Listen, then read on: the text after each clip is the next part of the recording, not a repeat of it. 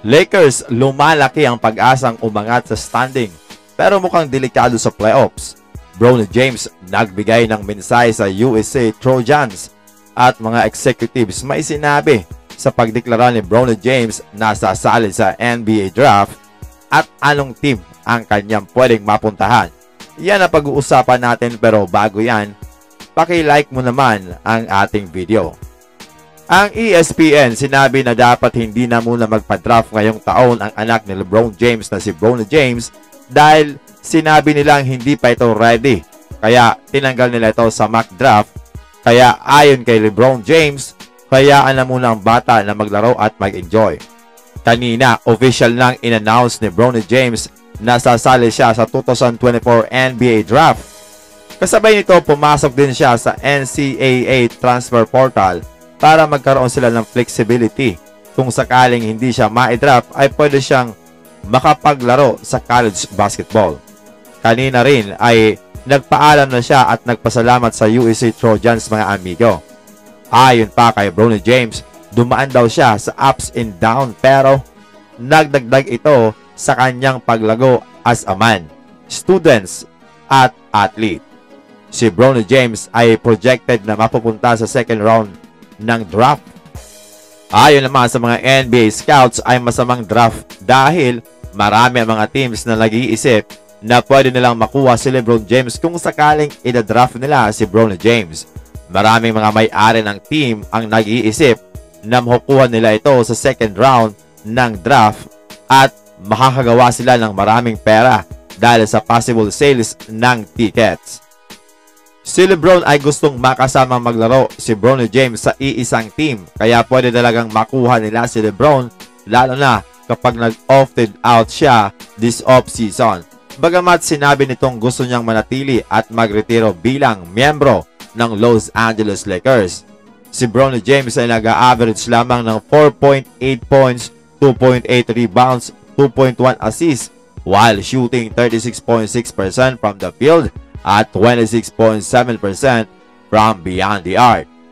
Below average yan, mga amigo, para sa isang NBA caliber player.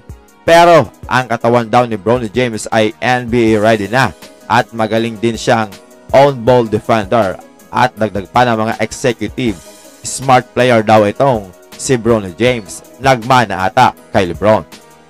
Ilan sa mga team na pwedeng mapuntahan ni Bronny James ay ang Miami Heat na magaling mag-develop ng mga player at kahit mga undrafted ay napapalabas nila ang galing sa paglalaro.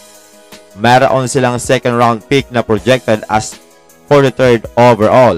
Ang Lakers naman ay pwede rin ma-drop si Bronny James dahil may isa pa silang second round pick mula sa Clippers. Isa pa, kung makukuha nila si Bronny James ay masisecure nilang manatili sa team etong si LeBron James para makabuo ng father and son duo. Dikit naman ang laban ng Western Conference at wala pang siguradong spot mula sa number 5 hanggang number 10 dahil pwedeng magbago anytime depende sa outcome ng laro.